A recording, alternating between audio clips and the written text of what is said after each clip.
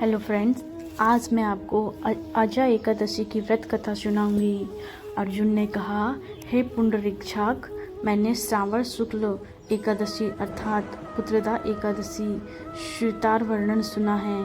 अब आप कृपया करके मुझे भाद्रपद कृष्ण पक्ष की एकादशी के विषय में बतलाइए।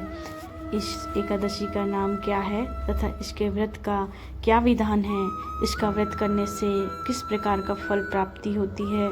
श्री कृष्ण ने कहा, हे कुंती पुत्र, भाद्रपद माह के कृष्ण पक्ष की एकादशी को अजा एकादशी कहते हैं। इसका व्रत करने से सभी पाप नष्ट हो जाते हैं।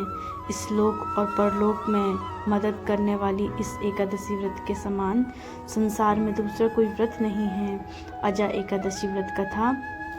अब ध्यान पूर्वक इस एकादशी का महात्म श्रवण करो। पौराणिक काल में भगवान श्री राम के वंश में अयोध्या नगरी में एक चक्रवर्ती राजा हरिश्चंद्र नाम के एक राजा हुए थे। राजा अपनी सत्यनिष्ठा और ईमानदारी के लिए प्रसिद्ध थे। एक बार देवताओं ने इनकी परीक्षा लेने के लिए योजना बनाई। राजा ने स्वप्न में देखा कि ऋषि विश्वामित्र को उन्होंने अपना राजपाट दान कर दिया है। सुबह विश्वामित्र वास्तव में उनके द्वार पर आकर कहने लगे, तुमने स्वप्न में मुझे अपना राज्य दान कर दिया है। राजा ने सत्यनिष्ठ व्रत का पालन करते हुए संपूर्ण राज्य विश्वामित्र को सौंप दिया। दान के लिए दक्षिणा चुकाने हेतु राजा हरिश्चंद्र को पूर्व जन्म के कर्म फल के कारण पत्नी, बेटा एवं खुद को बेचना पड़ा। हरिश्चंद्र को एक डॉम ने खरीद लिया जो शमशान भूमि में लोगों के दाह संस्कार का काम करवाता था। जब इस प्रकार उसे कई वर्ष बीत गए तो उसे अपना इस नीच कर्म पर बड़ा दुख हुआ और वह उसके मुक्त होने का उपाय खोजने लगा। वह सदैव इसी चिंता में रहने लगा कि मैं क्या करूं, किस प्रकार इस नीच कर्म से मुक्ति पाऊं।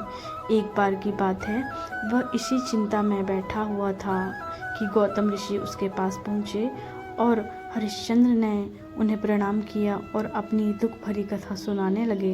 राजा हरिश्चंद्र की दुख भरी कहानी सुनकर महर्षि गौतम भी अत्यंत दुखी हुए और उन्होंने राजा से कहा, हे राजन, भादो माह के कृष्ण पक्ष की एकादशी का नाम अजा एकादशी है। तुम उसी एकादशी का विधान पूर्वक व्रत करो तथा रात्रि को जागरण करो, इससे तुम्हारे सभी पाप नष्ट हो जाएंगे। महर्षि गौतम इतना कहकर आलोप हो गए। अजा एकादशी आने पर राजा हरिश्चंद्र ने महर्षि के कहे अनुसार विधान पूर्वक उपवास तथा रात्रि जागरण किया। इस व्रत के प्रभाव से राजा के सभी पाप नष्ट हो गए। उस समय स्वर्ग में नगाड़े बजने लगे तथा पुष्प की वर्षा होने लगी। उन्होंने अपने सामने ब्रह्मा, विष्णु, महेश तथा देवेंद्र आदि देवताओं को खड़ा पाया। उन्होंने अपने मृतक पुत्र को जीवित तथा अपनी पत्नी को राजसी वस्त्र तथा आभूषणों से परिपूर्ण देखा।